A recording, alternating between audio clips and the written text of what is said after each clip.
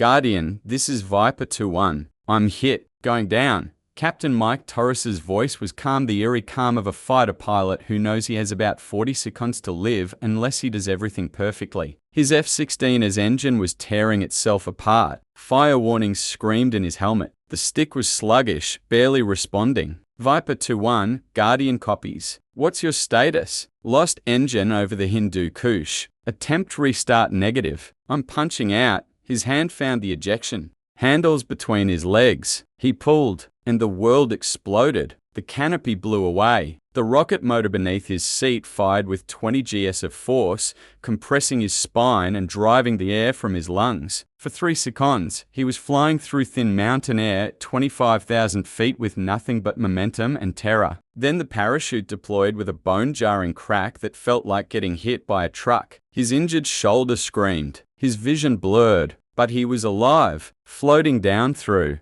the freezing Afghan night toward mountains that had killed better men than him. Below, his F-16 $30 million of American engineering cartwheeled into a mountainside and exploded in an orange fireball that lit up the valley like a second sun. Mike hit the ground hard. His ankle snapped. White-hot pain shot up his leg. He collapsed in the snow, gasping, his shoulder dislocated from the ejection, his ankle shattered from the landing. He was on a mountain slope at 12,000 feet. Temperature dropping toward zero. Storm clouds rolling in. And somewhere in the darkness below, he heard voices. Pashto, shouting, moving toward the crash site. His survival radio crackled to life. Viper 2-1, this is Guardian Base. We have your position. Pararescue is inbound. Estimated time, 30 minutes. Hold tight. Mike keyed his radio with shaking hands. Copy Guardian. I'm hurt. Ankles broken. Can't move fast.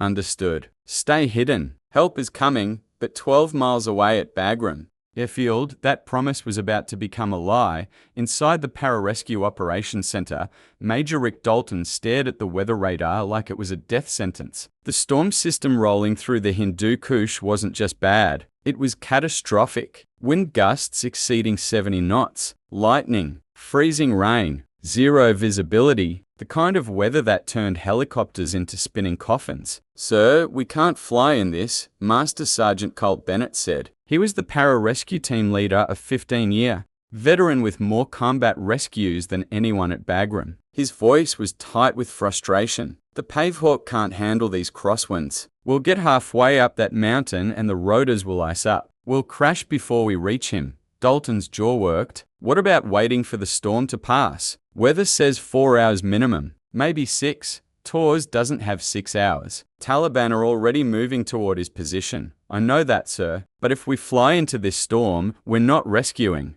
anybody. We're just adding 6 more bodies to the casualty count. Dalton closed his eyes. This was the nightmare scenario every commander dreaded. A man down, a promise made, and impossible physics standing in the way. So what do we do? He asked quietly. Nobody answered, because there was no answer. Across the hangar complex, in the shadows of Hangar 7, an old man was listening to the same radio traffic and making a different calculation. Jack Mitchell was 68 years old. He'd been a civilian contractor at Bagram for 3 years, working on the old birds in the back hangars helicopters that were technically retired but kept around for spare parts or nostalgia. Vietnam-era Hueys, Cobras, Chinooks, machines that had seen wars most of these young airmen weren't even born for. Jack worked quietly, never caused trouble, never told stories. The younger mechanics knew he was former military. You could tell by the way he moved, the way he inspected a rotor blade like it was a religious artifact. But nobody knew much beyond that. Nobody knew that Jack Mitchell wasn't his real name. That his personnel file had 3 different social security numbers, all flagged with classifications that made database searches freeze. That in 1985, he'd been part of something that officially never existed. And that the old R1H Huey he'd been rebuilding for the past 6 months, the one everyone assumed was just a hobby project for a bored old contractor, was about to become the only bird that could fly tonight. Jack walked to the Huey, ran his hand along the faded olive drab paint. The aircraft was technically airworthy, he'd made sure of that. But it wasn't supposed to fly combat missions. It was 40 years old. No modern avionics. No GPS. No weather radar. just analog gauges, manual controls, and a turbine engine that Jack had rebuilt with his own hands. He climbed into the pilot's seat, the familiar worn leather, the cyclic stick that had been in his palm through 100 missions, 1,000 hours over jungles and deserts and mountains. His hands moved automatically. PRE flight checks, fuel, oil pressure, rotor integrity, everything was green. He reached for the starter, and that's when he heard the voice behind him. "Sir, what are you doing?" Jack turned. A young Emin couldn't be more than 22 stood at the open hangar door. Name tape said Garcia. Eyes wide with confusion. "This bird's not cleared for flight," Garcia said. "It's a museum piece." Jack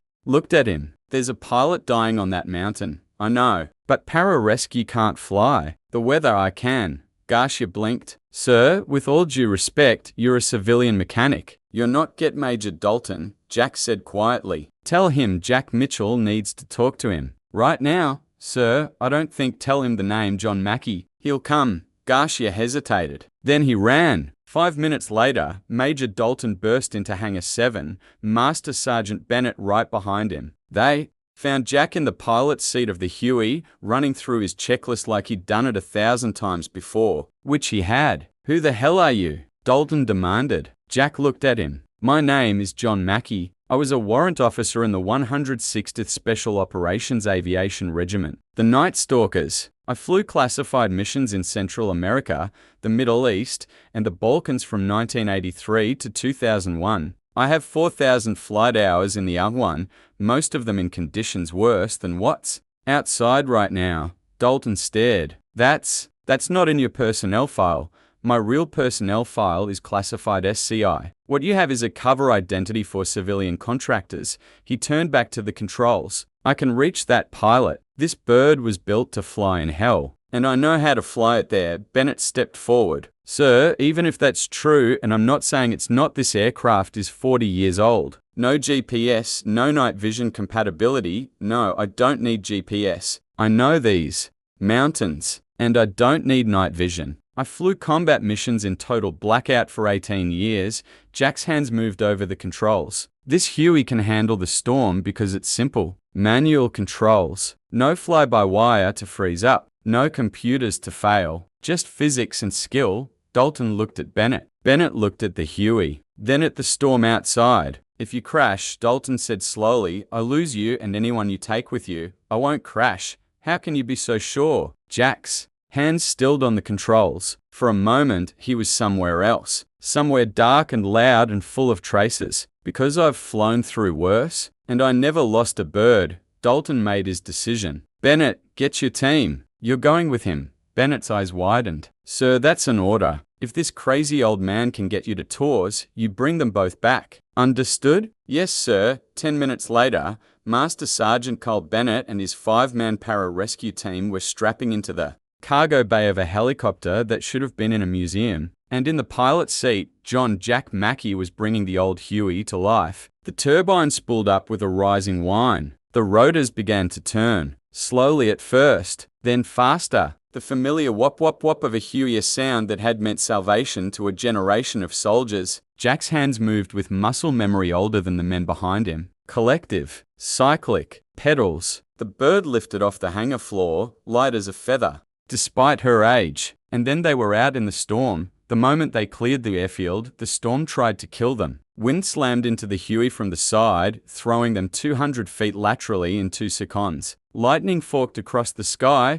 close enough that Bennett could smell ozone. Rain hammered the windscreen like bullets. The pararescue team in back grabbed their crash webbing. This was insane. They were going to die. But up front, Jack was calm. His hands made tiny corrections on the controls, so small they were almost invisible, but precise enough to keep the bird from tumbling. He wasn't fighting the storm. He was dancing with it, reading the wind, feeling the helicopter's response through his fingertips. This was what the 160th SAW had trained him for. The Nightstalkers didn't fly when conditions were good. They flew when conditions were impossible, when nobody else could, when lives depended on the kind of flying that looked like magic but was actually just thousands of hours of practice in conditions that should have killed you. "Jesus Christ," Bennett muttered into his helmet, "MIC. You actually know what you're doing." Jack's voice came back, steady. I told you. I've flown through worse. They climbed into the mountains. The Hindu Kush rose around them like the walls of a frozen cathedral, jagged peaks disappearing into cloud,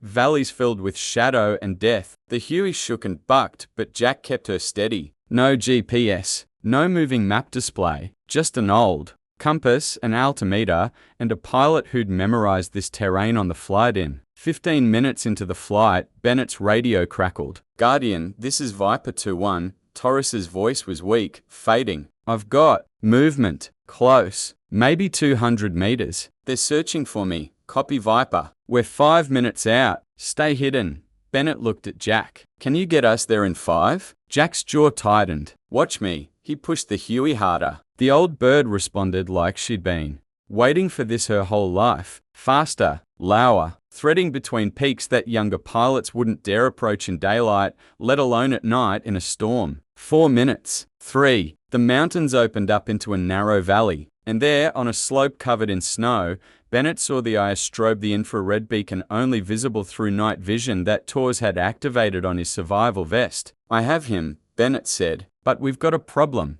Below them, 5 figures with weapons were moving up the slope toward Torres's position. Taliban fighters, closing in. "They're going to reach him before we can land," Bennett said. Jack didn't answer. He just pushed the Huey into a dive that made Bennett's stomach drop into his boots. They came in hot and low, so low the skids were almost dragging through the snow. The rotor wash from the Huey hit the Taliban fighters like a hurricane, knocking 2 of them flat. The others raised their weapons. "Taking fire!" Bennett shouted. Bullets sparked off the Huey's fuselage, but Jack was already flaring, bleeding off speed, bringing the bird to a hover 20 feet above Torres's position. "Go!" Jack shouted. Bennett and his team fast roped down into the snow. They hit the ground running. 2 PJs laid down suppressive fire while Bennett and the medic reached Torres barely conscious, hypothermic, bones broken. "We got you," Bennett said, slinging Torres over his shoulder. "We got you, brother." They dragged him to the rope, clipped him in. The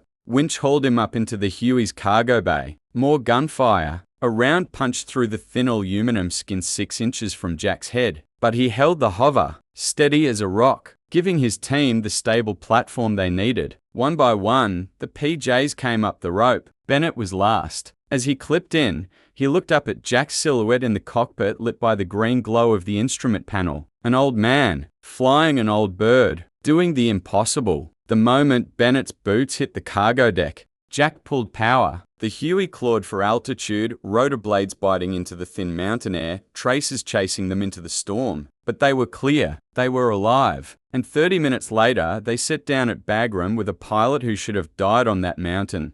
The moment the Huey's skids touched down, medical personnel swarmed. They pulled Torres out on a stretcher alive, stable, going to make it. The pararescue team climbed out, soaked and shaking with adrenaline. Bennett walked to the cockpit. Jack was shutting down the bird, his hands moving through the post-flight checklist like he'd done 10,000 times before. "Sir," Bennett said, "I don't know how to thank you." Jack looked at him. "You don't have to. Who are you?" "Really?" Before Jack could answer, Major Dalton arrived. But he wasn't alone. Behind him was a full bird colonel in dress uniform, someone who'd been woken up and flown in from Kabul in the middle of the night. His name tape read Harrison, and the look on his face was something between shock and reverence. "Is it really you?" Harrison asked. Jack climbed out of the cockpit. "Hello, Tom. Jesus Christ. They told me John Mackey was dead. KIA in Colombia in 2002. I let them think that. Made retirement easier." Harrison laughed, a sound caught between disbelief and joy. "You crazy son of a bitch." He turned to the gathered crowd. "Everyone listen up. You just witnessed a flight by one of the greatest combat pilots in American history."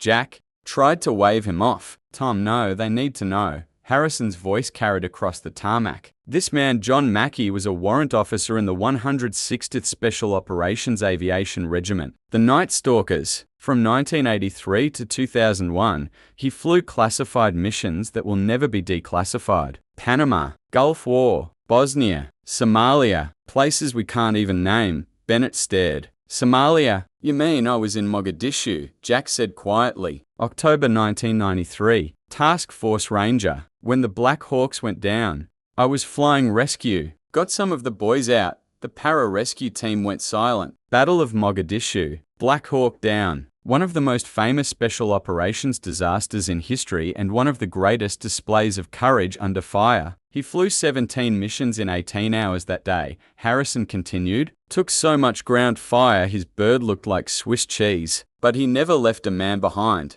Jack shifted uncomfortably. That was a long time ago. It doesn't matter how long ago it was, Bennett said. You just saved one of ours. In a 40-year-old helicopter, in conditions that grounded our modern birds. The bird's not the difference, Jack said. It's knowing how to fly when it matters. Harrison put a hand on Jack's shoulder. Why didn't you tell anyone who you were? Because I'm retired. I didn't want the attention. I just wanted to work on my birds and live quiet. Well, tonight you unretired. Harrison looked at Dalton. Major, I want this man given full access to our flight operations. If there's a mission our birds can't fly, I want him consulted. Yes, sir. Jack shook his head. Tom, I'm 68 years old. I'm not. You just proved age doesn't matter. What matters is skill. And you've still got it. John Mackey's story reminds us that heroism isn't defined by age or technology. The 160th or the Nightstalkers have a motto, Nightstalkers don't quit, and neither did a 68-year-old pilot who proved that when lives are on the line, experience and